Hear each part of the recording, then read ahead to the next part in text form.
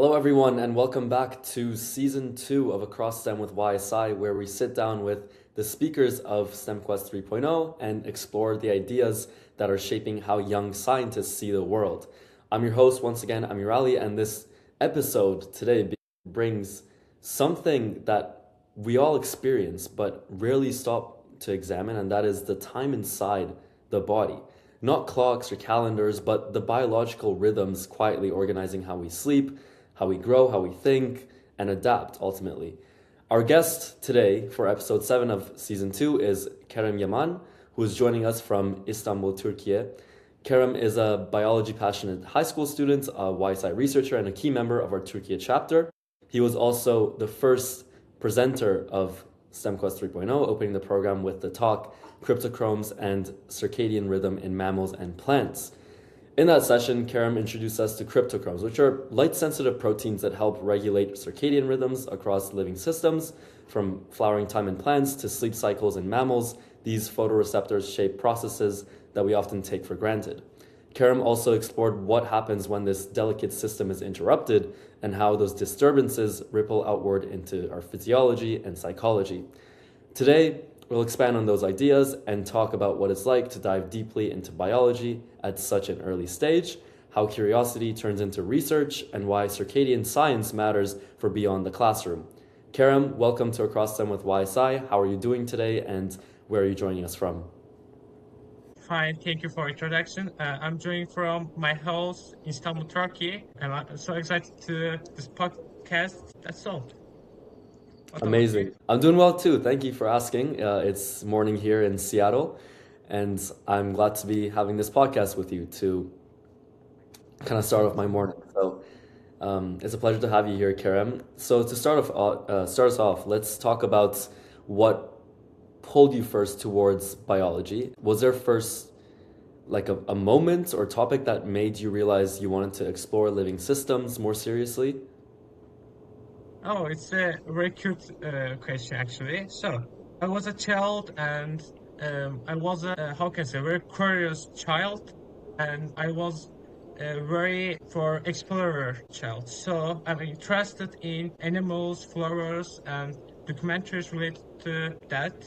So, I was watching documentaries on holidays, for example, for it's too early time, but I was love to wake up early and go to TV, and I was watching the documentaries about the animals and wildlife. Even my favorite documentary is from the Dr. Paul, maybe you know.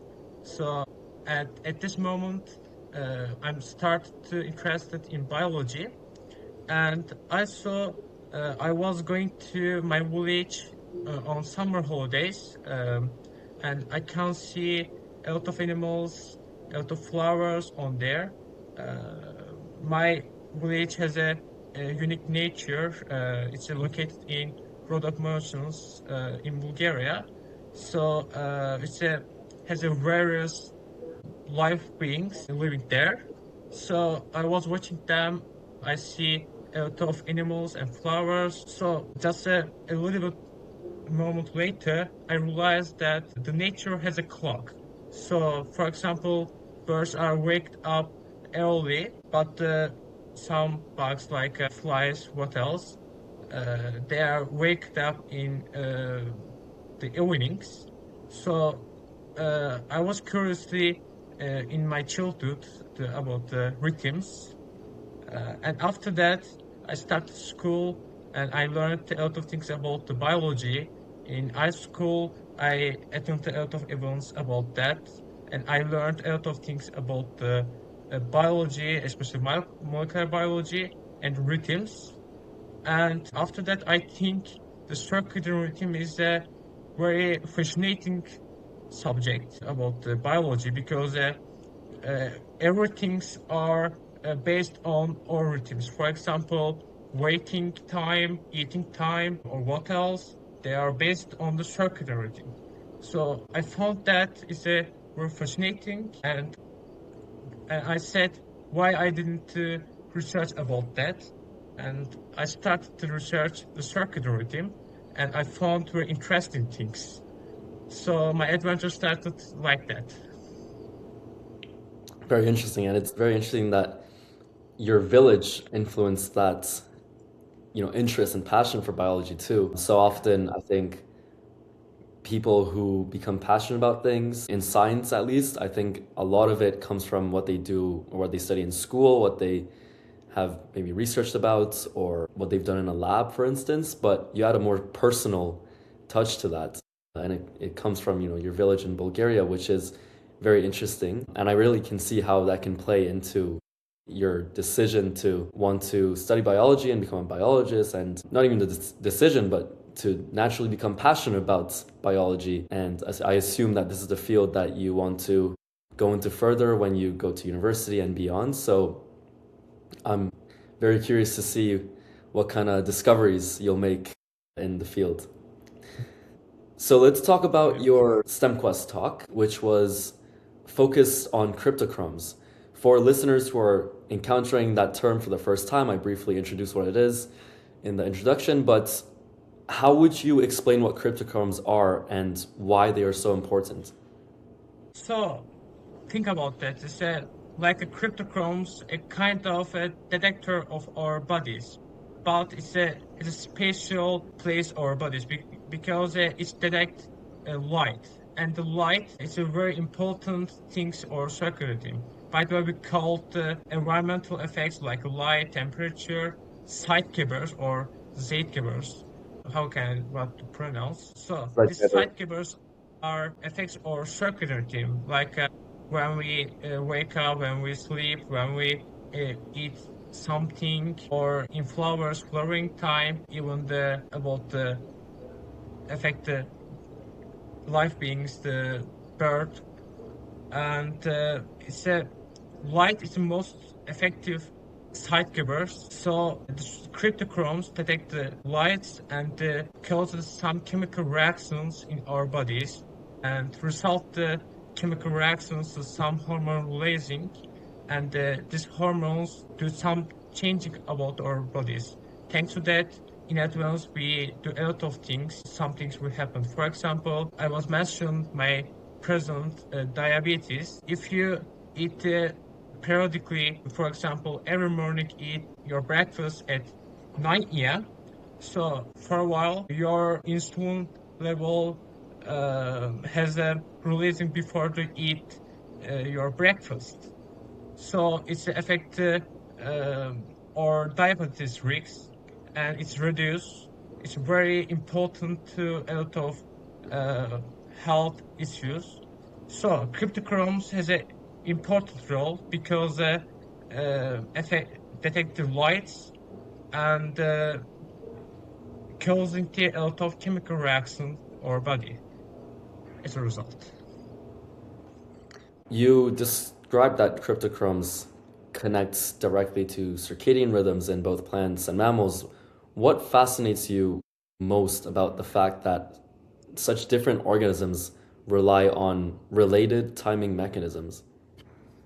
So I was mentioned before. So nature has a clock, and we can't see that, but we can feel it. Everything's are in the nature has a how can I say has a schema, and they do able to this timing. And the relationship the cryptochromes and circadian rhythms important for us because light is a I mentioned it's the most important sidekeeper, and that means light is the most effective thing or circuitry rhythms. So this relationship between the cryptochromes and circuitry rhythms shows that light is very important our bodies. For example, now in the modern life we are using the mobile phones, laptops, or other lights. They are not very well things or health. So even the doctor says don't use the mobile phone or laptop before you sleep in advance 2 hours. So that's meaning the blue lights the affect our sleeping time, and it causes more at least the melatonin hormone, and it sometimes causes the very serious disease like cancer or diabetes or other disease. So the relationship to cryptochromes and circuitry rhythms shows that little things has a lot of effect on our bodies. It's a kind of a butterfly effect, actually. That's all. And I think especially in the modern age with so many screens around us, like your phones and our laptops and iPads, whatever, all these screens, they're emitting light and it could mimic conditions outside, the light from outside, which can trick your brain into thinking, it's maybe noon when actually it's midnight, and that can screw up your circadian rhythm. So that leads to obviously sleep problems, and from sleep problems, a ton of other issues. So thanks for explaining the mechanism behind that and why it's so important to treat our circadian rhythm a lot better than I think most of us do in the modern age, again, with so many screens around us. So when this cryptochrome circadian system is disrupted, you said the effects can extend into sleep, metabolism, and psychological well-being. And I'm wondering, what surprised you the most when you researched these consequences of disrupting your circadian rhythm? Uh, yes, it's a very interesting issue, but I don't think to find related to schizophrenia. So, sorry, it's not the right pronunciation. Schizophrenia, right? Yes, it's better right now. So, because we are thinking the schizophrenia, today I forgot talking. Schizophrenia is looks like a not a effect for sleeping times, but I found it has an effect for sleeping time, and or circadian rhythms affect the schizophrenia. I think it's super interesting, and also I didn't find effects on immune system. So even the night shift workers, we can see a lot of health issues about the mood disorders and the immune system disorders, and this how consequence of the seeing. I don't know. It's not reported on the articles, but it's very common according to articles, but isn't right at the number or percent. That's all. Very interesting. Thank you for sharing that research. Now, you were the first speaker at STEMQuest 3.0, as I mentioned, and what did it feel like to you to open the program with such a specialized topic? And how did you approach making complex biology accessible to a broad audience? So being the first speaker is a little bit excited moment for me because how can I say it's the first time I do something, and it's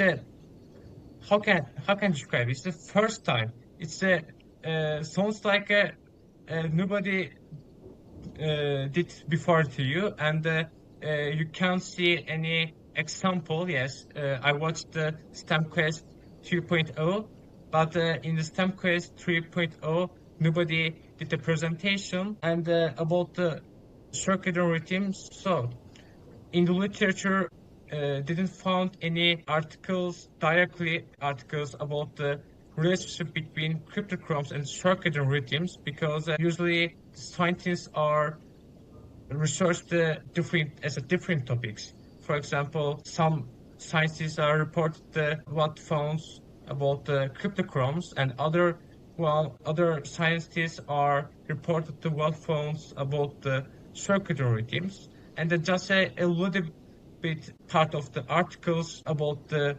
circadian rhythm and the cryptochromes relations. So I deeply researched on literature, and I found a lot of things about the relationship between the circadian rhythm and the cryptochromes. So firstly, I read an article about that, even I shared on the Youth STEM Initiative's website.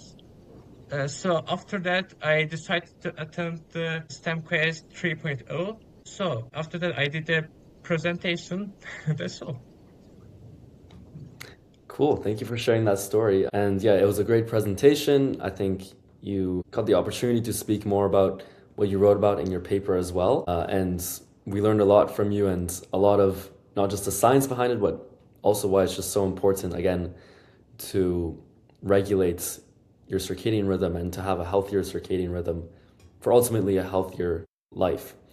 So you write a lot about science on Substack, which is a platform that you recently joined. How does writing shape the way you think about research and learning? Does explaining ideas to others change how you understand them yourself? Yeah, so I started the Substack because I want to share something about the biology and the related science to biology. So I shaped my posts according to what popular at least. For example, not the at least one, but before the this one, it's my second post. Yes, my second post about the Alexander. It's a cancer about the cancer, brain cancer. So Alexander did a research about the brain cancer and published on 1st January, if I'm not mistaken. So after that, I read his articles and write a blog post and other issues. The third one about uh, it's new. Actually, it's not new. It's approximately uh, 10 years ago found a new in vitro fertilization technique, mitochondria transformation. Actually, it's a news since the 1990s, but firstly, a baby born in 2016. So I wrote this about that, and for next post about the love, what we happened when we fall in love and break up, and I was planning to uh, this post tomorrow if I write if I write because I didn't finish. So that's all. Right. I share my posts according to uh, what is the popular on the social media. Very cool. So maybe a Valentine's Day special coming up tomorrow. Yeah, why it's a why I choose the this issue. It always makes me happy seeing people I know join Substack. I think it's a great platform to not just to write and publish blogs and long form posts and shorter form posts like notes and stuff, but um, to see how amazing writers are really across the world, all the incredible stuff that they talk about from science to history and humanity and personal stories, love stories, could be anything. There's just so much diversity and a lot of authenticity, I think, and I hope it stays that way and doesn't lose it like most other social media platforms. I personally enjoy it a lot. I'm glad that I joined Substack in the first place and got to meet so many cool writers and read about all that they write about. And again, makes me really happy to see someone like you join Substack as well and start writing on the platform and sharing your thoughts about a variety of things. Now, as a high school student who is already involved in research and involved in organizations like Youth STEM Initiative, how do you balance your deep scientific curiosity with the pressures and structures of formal education? Oh, so it's a little bit a dangerous question for me because uh, in Turkey, according to oral law, a student can't give information about what happens in their school, but I can give general information. I thought this question will ask, and today I will. Today I gave permit from my school about that. So in the Turkey, schools are very boring, and the oral lessons are too much per day for a high school student. Nearly 8 hours, and it's a we need to add the commute. And in Istanbul, maybe some listeners knew it's a very crowded city, and every time traffic jam happens. So, for example, my school's far away from me, nearly 3 kilometers, and sometimes it took my commute over the 2 hours per day. It's a very long time. Um, Even sometimes I'm going to by walk schools because it's more faster. And also we need to study a lot. We have a very famous exam, university entrance exams. We need to a lot of things about the 4 years, and even some professors from the Oxford or like another famous university, they say yeah, it's a very difficult exam for a high school student. So we need to be a art working students, and also we need to follow our lessons by day by. So how I set my day? So I'm a good student at my school, so I listen carefully my classes, and after school I repeat a few subject, and after that I read a few articles, um, and that's all my day. But this year I'm a little bit more busy because now I'm 11th grade, and the next year, my last year at the high school, and I started to study university exams. So I don't know how we will set my balance. We will see. But in ninth grade and the 10th grade, I did very well because my time management skills are good. But a lot of friends are scared about these events, like being a part of organizations or doing social events, doing sports, unfortunately. So I said my day thanks to my time management skills, but I'm not sure I will do next year. That's all. First of all, it's great to hear that you're an excelling student. I think, yeah, there are certainly struggles with high school sometimes, maybe. Also, for university, you could say the same thing, but there are some things that high school has that university might do better. Living in a city like Istanbul, I can imagine the traffic is ridiculous, but high school, I mean, I don't know what it's like there, but if it's really boring, well, it sounds more like an obligation to have to go to school every day, to attend boring classes while being in traffic for like 2 hours or more. At least, I mean, I can tell you this now, since you're still in high school. When you go to university, the content, while it does become a lot more difficult, it's more interesting at least. I'm sure you'll enjoy it more. I mean, depending on where you stay, if you stay on campus or close to campus, well, your commute will be less too. So less struggles in that sense. And in university, I think you get to do more hands-on practical things like work in a lab, or a lot of classes, especially biology classes, will have labs as part of their curriculum. So you'll enjoy that. And another thing is that university is so big and diverse. Like there's so many courses you can take. So even if you find a course boring, you can switch that with another one that seems more interesting. There's a lot of flexibility, I'd say. Whereas that's not the same thing in high school, which also I think contributes to how boring it is. So I'm just saying now, work hard these 2 years in grade 11 and 12, and then university, I think, is something that you'll enjoy.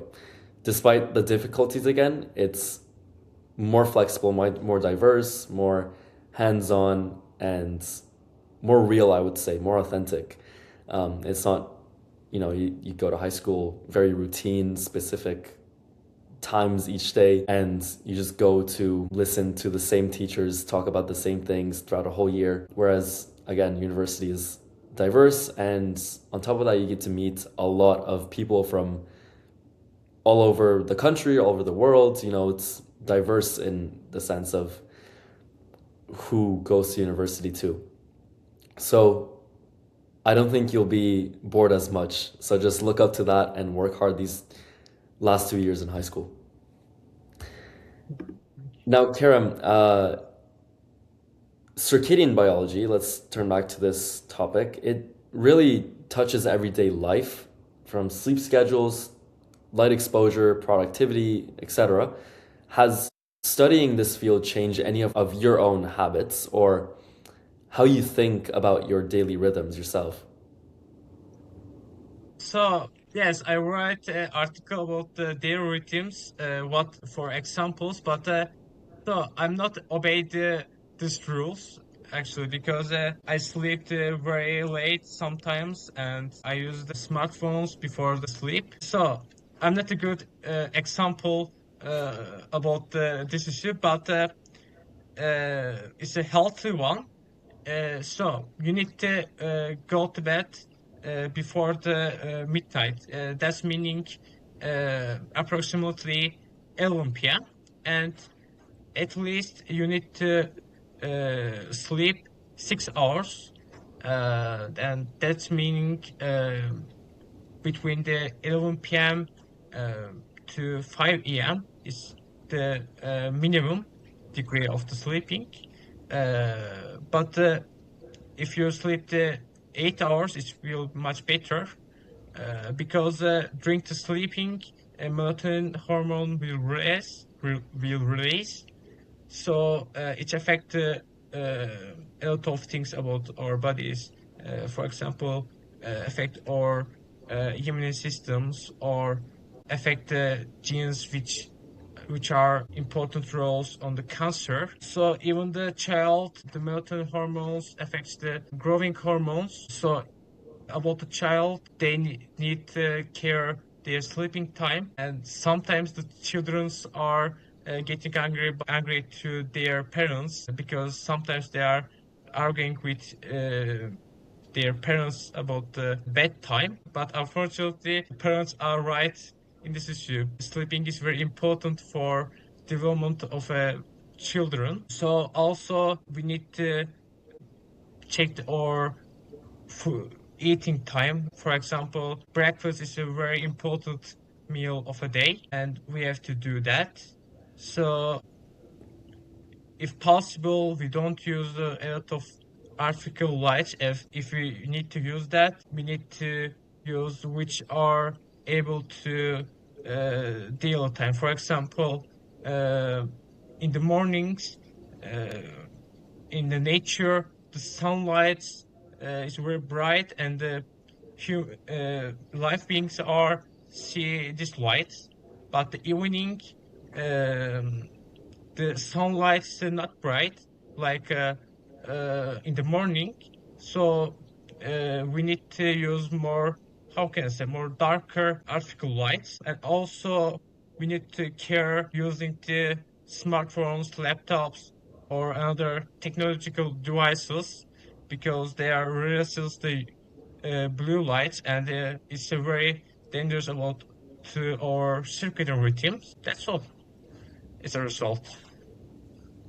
Right. I think the point you said about sleep, getting at least 6 hours, ideally sleeping at maybe 11, it's something that I don't think is stressed enough. It's something that you and I have to work on. Perhaps it is such a,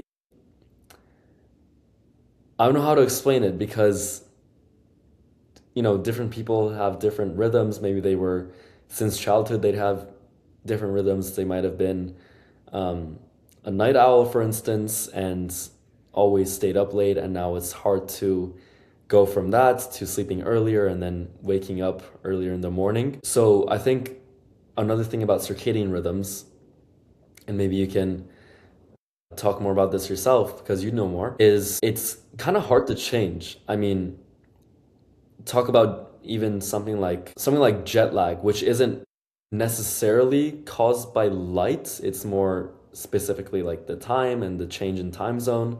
But even that, for a lot of people, jet lag is very hard to overcome, maybe in the first few days after a trip.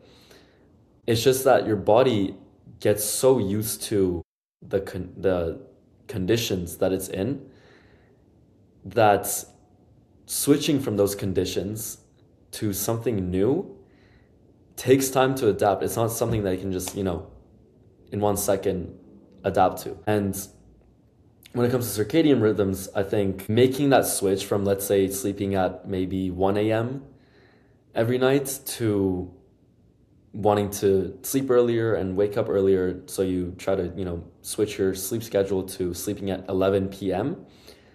2 hours is quite a bit, and I don't think if you move your sleep time, your bedtime back to 11 p.m., it would get hard to get used to that if you try to do it instantly. And again, this is something that you know more about, I think, is it would be more effective to do it in increments, slowly from 1 a.m., sleep at 12:30 a.m., then at midnight, 12 a.m., 11:30, and finally 11. Like gradually you move your sleep time um, back towards the ideal time that you want it to be. That way your body will have a better time adjusting and it's not suddenly a shock like, oh my God, from sleeping at 1 a.m. to 11 p.m. Like that's a big difference that your body won't be ready to get used to, I think. So changing it gradually is something that would be very important and very effective compared to suddenly changing your sleep schedule and sleeping at another time. So looking ahead, I want to talk about your future and where you see yourself in the near future. Where do you see your interests evolving? Are there particular questions in biology that you feel drawn to exploring next? Um, Before the question, I want to say something about the previous question. I forgot Of to course, yeah. something about the night shift work, and I realized while speaking, and I didn't want to interrupt you. Night shift work also very dangerous for workers because mm, at the night we need to rest and we need to sleeping, but these workers are forced to working and it sometimes causes a lot of health issues. Now we are living in a technology era, so we need to find this issue. Maybe we need to make a robots which that powered by AI, or maybe the night shift times. I don't know. The politicians needs to talk about this issue and about the jet lag. Yeah, jet lag is too very dangerous sometimes about our health. Even the some airlines has a limit to their workers. They are limited to working for a day because sometimes it's very difficult to work in the different time zones, or maybe all of them. I don't know. A lot of airlines companies are make a psychiatric tests to their pilots, their crafts, and it's very important to their jobs. And now I can give answer for the next question. So in the future, I want to go to a university which that in Turkey or in Europe, and I want to study at molecular biology. And after that, maybe I will do academic career. Also, I want to do that. So in the future, I want to work about the circadian rhythms and related to circadian rhythms disease affects the other life beings, animals, flowers, and what else. So that's all according to my future plans. It sounds exciting. And you're so young, you're very early in your journey, not even in university yet. But it's cool that you know what you want to study. Molecular biology, very cool field. Lots of discoveries and innovations in this field. And there's a lot being done with tech and AI that I think is very cool and could unlock cues to so many biological mechanisms and the pathologies to diseases. I think you'll be involved in a lot of exciting research. I can see that happening, especially by 2 years from now when you go to university. So keep it up. Finally, my last question for you, Kerem, is for other students listening who might be intimidated by advanced topics like molecular biology or chronobiology, what advice would you give about starting early and staying curious? Probably my schoolmates will all watch this podcast, and firstly, I want to say something to them. So my school friends usually complain to they have less. opportunities. They usually says why we didn't born in Europe or America, sorry, the United States of America. And yeah, they're totally right. Maybe they were born in Europe or United States of America or Canada or like another good countries, maybe they has a better life. Yes, okay. But now were born in Turkey and sorry, or we are changed our name Turkey, but I'm still using Turkey anyway. Uh, so we haven't any opportunities to something different to uh, our how can I say? I don't want to say the uh, how can I say? We are called the racer in the Turkey as a student, but I don't want to say racer. How can I say? Let me just think. Identified. Anyway, I called the racer us. So we did something different to racer, another racer, and we need to helpful to about our future. And now I want to say something to worldwide listeners. So we need to learn a lot of things about the biology because you can say why we don't know a lot of things about the biology. Biology is a very interesting science. Even some scientists are thinking that we don't know a lot of things than what we don't know about the space.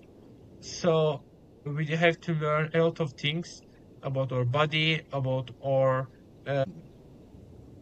other life beings. So we need to keep pushing, and we don't need to. We don't have a. We don't giving up. So that's all. Thank you for that message. Very beautiful. And thank you for being on this podcast, Kerem, to talk more about yourself, your STEMQuest talk, your interest in biology and chronobiology. Um, this brings us to the end of our episode today. Continuing our conversations with the amazing speakers of STEMQuest 3.0 like you. You, I think, took a very thoughtful look at the hidden timing systems that shape life itself, Kerem. And, from cryptochromes to circadian rhythms, your work really reminds us that some of the most powerful forces in biology operate quietly, organizing everything from growth to sleep without asking for attention. And you're writing about this on your Substack, which I'm very interested to learn more about and to read more about as you publish Thank more you. long form Mhm. blog posts. Keep it up. What stands out the most to me is the way that you approach science, not as something distant or reserved for the future, but as something that is that you're already actively participating in. And your journey really shows how early curiosity, when paired with persistence and communication, can open doors into complex and meaningful research. So I'm very excited again to see what you do when you get into university and the research that you'll get involved in, and of course beyond that into the later stages of your career. Karen, before we wrap up, is there anything that you'd like to leave the audience with? Perhaps a message for students who are just beginning to explore their interests in biology or research as a whole?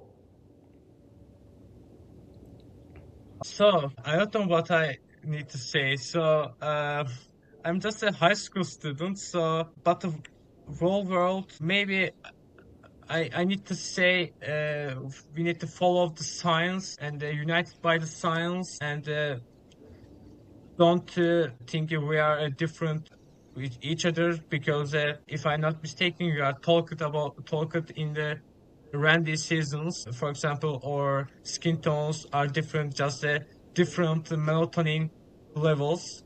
So as biologically, all the world, all the nations are same, and if we want to better future, if you we need to peace at the world, we need to unite it, and I think science is the most helpful way in this path. So because thanks to science, we can do a lot of things we can solve a lot of problems, we can figure out a lot of issues. And maybe my last message to world students: follow the science and united by the science. That's all. Amazing. What a beautiful message to end this session off of. And I hope that anyone watching this episode takes that to heart and really understands that we are the same, we're the human race, and the power to unite is far, far greater than the power to divide us. And in such a unfortunately divided world today, I think something like science can really bridge our differences and bring us together like never before.